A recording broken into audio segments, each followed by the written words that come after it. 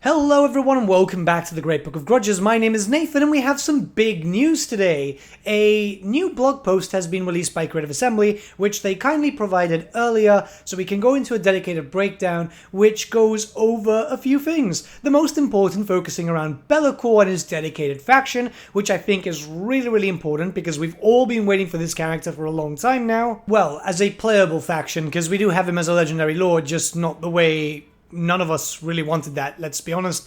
But there's also some more, as it gives us some information regarding some dedicated factions, which I think is really cool. And yeah, I mean, this is big hype. So let's not waste any more time and jump right in. We're going to start off with Be'lakor. So there's a lot to talk about Be'lakor. We're going to do the usual thing of reading through the paragraphs and just, kind of commenting on stuff. So let's begin. When talking about immortal beings within the Warhammer Pantheon, few come close to the power or infamy of the first Demon Prince of Chaos, Be'lakor, first introduced to Total War Warhammer 3 as the moody antagonist of the Realms of Chaos campaign. His liberation from the Chaos God's shackles left the legendary lord free to roam the mortal realms alongside the Warriors of Chaos. Okay, so we're getting confirmation here that he is a Warriors of Chaos legendary lord, which, sounds a bit weird, but it's actually a good thing because this next paragraph says it.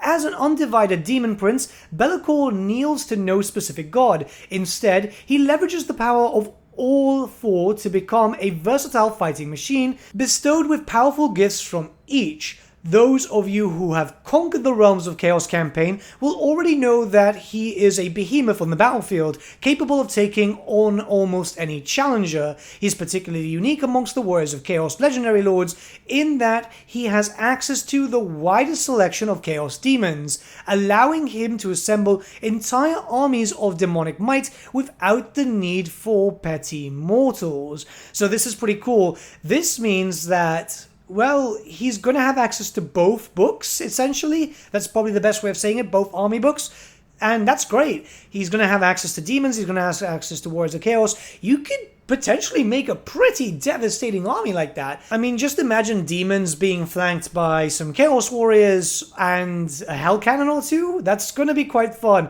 Obviously, we're going to have to wait and see because we'll probably get some new units when the DLC gets announced, and that will probably add a little bit more flavor. But either way, let's continue.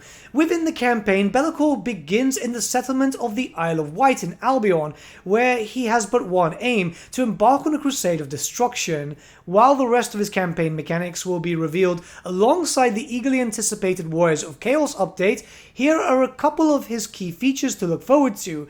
Oh, okay, so we're only getting a few bits here. So the first thing is Unholy Manifestations. Unholy Manifestations, like the Demon factions, Be'lakor has access to 4 powerful Unholy Manifestations. Each of Be'lakor's abilities is aligned with one of the 4 Chaos Gods and can be unlocked by defeating an army aligned with a specific god or through sacrificing souls, a new resource shared by all Warriors of Chaos. They offer powerful and unique benefits. For example, the Tzeentch Aligned Manifestation grants the ability to spawn a unique Shadow Rift in the local province that Be'lakor's forces can use to teleport across the mortal realms. In addition, every Unholy Manifestation used grants additional demonic reinforcements for his forces.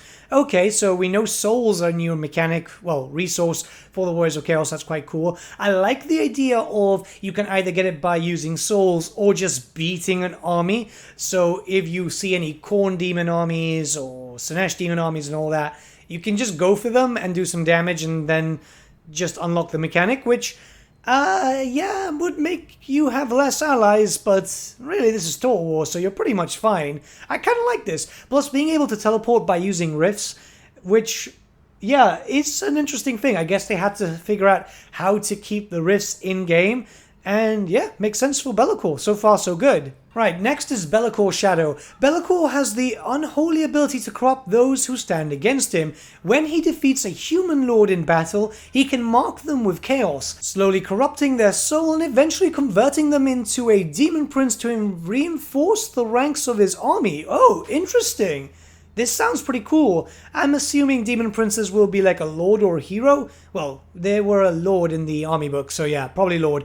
But yeah, this is pretty cool. How does that work though? Do you get a dilemma after you kill a lord? Because obviously some lords just flat out die if you kill them. I can't wait to see what this does, actually. This sounds really, really cool. Plus, since we know that he starts in Albion, I mean, we've got the Empire, we've got Bretonnia quite close. Those seem like good targets. I wonder if this also means that Norska, because they are human, but I don't know if CA has this weird distinction. But maybe they could become Demon Princes too. I mean, it only makes sense to go directly for Norska to kind of solidify herself. We're going to have to wait and see. But yeah, and finally, we do have Chaos Gifts. So dedication to the Dark Gods, or remaining undivided, is sacrosanct to the forces of chaos, and through their battlefield exploits. Their warriors are bestowed with unholy gifts. By offering defeated souls to the gods, warriors of chaos can unlock powerful but limited rewards which boost their proficiency in battle or grant demonic reinforcements. Okay, so this is a little bit of a hint of what we're going to get in the Warriors of Chaos rework, isn't it? Because this definitely doesn't sound like it's unique to Be'lakor, because they say Warriors of Chaos, which I'm excited for. Okay, this sounds pretty cool. Keep in mind that the Warriors of Chaos, since they've been implemented at the beginning of Warhammer 1, were always kind of bland, but this sounds like they're going for some dedicated things, which, yeah, I'm all for. And they say that they're going to share more later on, so yeah, more information, I guess. They said August. So, yeah, I'm guessing that there'll probably be an early access period prior to that, and, you know, showcases and blogs. But yeah, I'm actually quite excited about this. This is sounding pretty cool. Like, I'm a big fan of Be'lakor. I'm a very, very big fan of Be'lakor. So I kind of just can't wait to see him as a playable lord and have a dedicated faction and all that. Speaking of which, we do have more information in this blog dedicated to dedicated factions. If you're a veteran of Mortal Empires, you likely know that a few of the iconic legendary lords at your disposal currently share factions and starting positions with other lords, so we're taking the opportunity to give several of them a role of their own. Okay, right. So Volkmar the Grim we already know, however, let's read over it. Volkmar the Grim and the factions known as the Cult of Sigmar, embarking on a pilgrimage of zealousness by abandoning the petty squabbles of the Elector Counts in favor of sealing away the abominable books of Nagash. Volkmar now resides in the lower Southlands.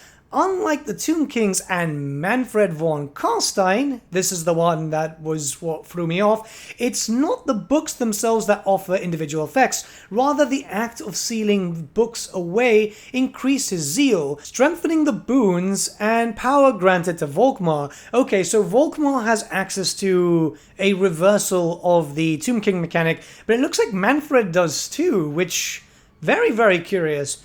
I wonder where they're going to put Manfred. Is he going to go in the Southlands too? Because it feels kind of packed. Or maybe he's going to Nagash's Tsar, which would be quite interesting, because obviously, you know, we're expecting Nagash in the future, but then again, they could always remove him and move him somewhere else. Still, very interesting. Next, we have Grombrindal with the Ancestral Throng. Known for his hatred of the sadistic Dark Elves following Malekith's instigation of the War of the Beards, Grombrindal moved to Nagorov. There he stages his armies to enact revenge upon the Witch King. Okay, right, I wasn't expecting this, right? I was expecting Grombrindal maybe where Cracker Drak was, because a lot of people kind of thought the same way. I was like, yeah, that kind of makes sense. This should be a really, really interesting campaign. You can literally kind of relive the War of the Beards.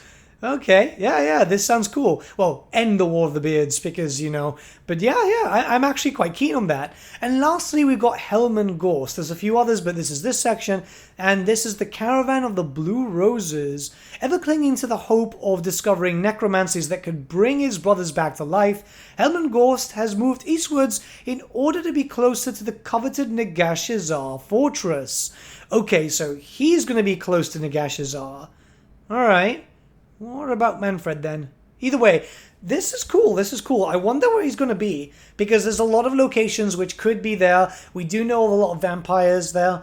Either way, he can't be too into the Darklands because, well, you know, we are expecting the Chaos Dwarves eventually. And I know some people are probably thinking, yeah, he's going to be in the Silver Pinnacle or something, but I really doubt that, because Well, we're expecting Neferata eventually. I mean, Creative Assembly have to be listening to the fan base about this, don't they? They know that we want Neferata. But yeah, it's going to be quite cool. I can't wait to see what happens. It's a very interesting amount of Lord movement, but let's move on to the next three. Actually, before that, I've just kind of realized something. What if Manfred hasn't moved? Maybe he could literally still be in Sylvania. We know that there has been moved around to allow for better access for both. And really, the armies that spawn with the Books of Nagash, they could spawn everywhere, really. So it could be that, or to start positions.